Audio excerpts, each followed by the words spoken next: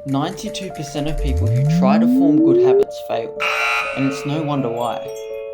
We've all been there where it's 4:45 am, and you've half woken up knowing that you set your alarm for 5 am last night so you could be productive. Nice. Just 5 more minutes of sleep. The alarm goes off and you press the snooze button without thinking. This is not good. A new habit of waking up early was on the way, but it wasn't set up properly, so it failed miserably. Our lives are built on top of lasting habits. We get out of bed in the morning. We swallow food when it's in our mouth. We go to the toilet when... My point is that none of these actions are natural to the newborn baby, and it's learned and formed as a long-term habit. It's true, and you may not have fully realized it yet, that every little thing that we do in our daily lives are just habits on top of habits on top of habits. And that's why it's exciting to break routine, because it's different. We've all tried to form good habits, but only a small amount of people can, let alone making the habits long term. So in this video, I'll be sharing with you 7 habit forming strategies that I, alongside many other successful people, use to create long-term habits that never lose grip. The first strategy is to reduce friction. And I'll go into what that means in a second. But you have to know this very thing, that 56% of what we do in a day is habit. And by definition, that means for 56% of the day, we're not making conscious choices towards the things we do. We just do it because our subconscious mind lets us. Habit forming is all about breaking the subconscious mind's firewall, showing it that the habit is okay and it does benefit us. And to do so, you need to do the intended habit multiple times consciously, and then, before you know it, it becomes a habit. Except, most people don't have the self-discipline to stick to a habit that isn't a habit yet, and that's why you need to reduce friction. This means reducing the space between you and the habit, removing the things in the way that could possibly stop you from doing the habit. For example, say that the habit you want to form is to practice guitar every afternoon after work. The things that could get in the way of you doing this, or friction, could be your phone notifications distracting you when you get back from work, or even that you're just too lazy to walk to your bedroom to grab your guitar. So minimizing friction would look like positioning the guitar at the front door so that all you have to do when you get back from work is pick the guitar up and play, or completely turning your phone off the second you finish work.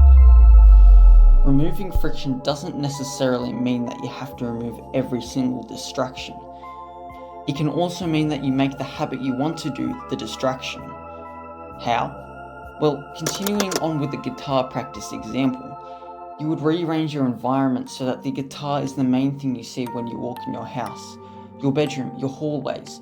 Just having pictures and posters around that remind you of the action or habit you want to do will ensure that it's always at the top of your head. So what you really want to be doing is making the desired action so convenient that it becomes the natural choice. I don't know about you, but I still have some small bad habits that I do every day. And the reason for that is because back when I was building all my good habits up to this day, I was leveraging my bad habits to my advantage. And the way I did this was through something called habit pairing. Now I'm assuming that you still do bad things every now and then in your everyday life. That isn't the best thing you could be doing. Forgive me if I'm wrong, but after all, we're humans and we're not perfect. And this is why this would be the perfect opportunity to use habit pairing. Habit pairing is just a fancy way of multitasking, but with a twist. For example, my so-called unhealthy habit as of now is having coffee every morning, whereas the healthy habit I want to be doing every day is meditating.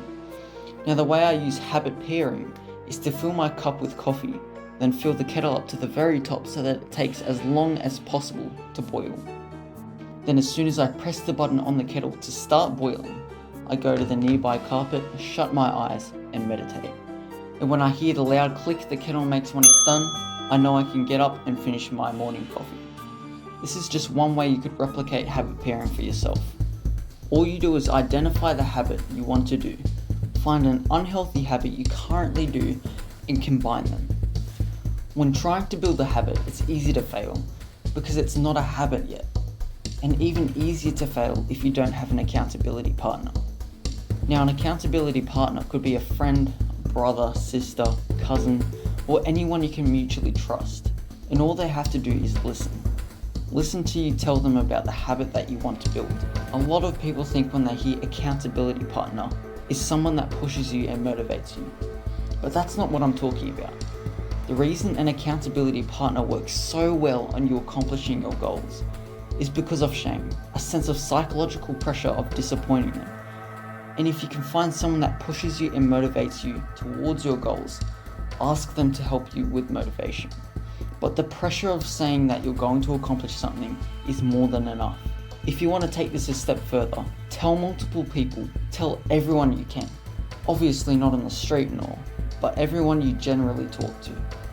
And when you do this, the pressure just builds and builds until you have a whole crowd in the back of your head cheering you onto the finish line. This can be immensely powerful because disappointing 10 or more people that you know would put your social reputation to the ground for a long time.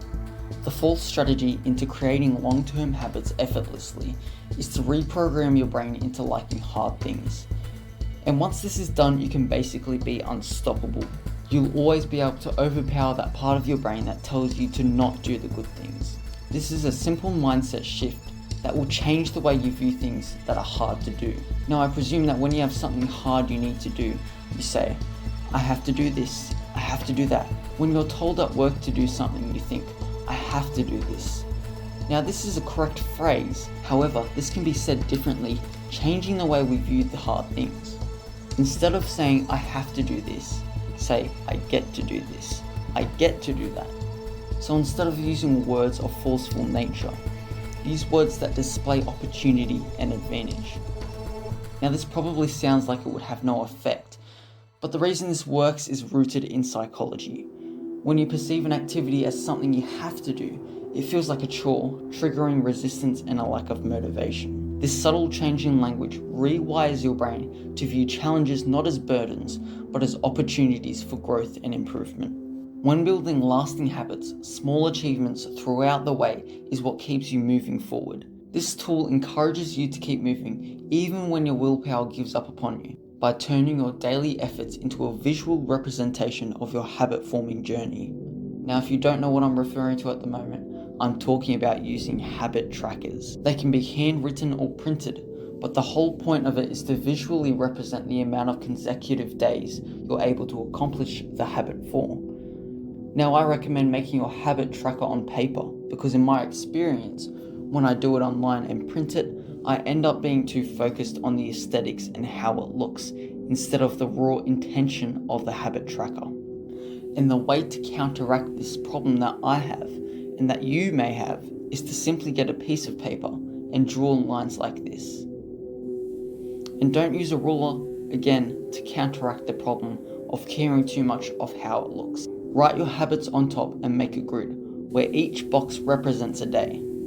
So when you successfully do the habit, you put a tick in the according box and you can write the date if you want to. But if you miss a day, you skip a box, which shows when you break a streak in your habits.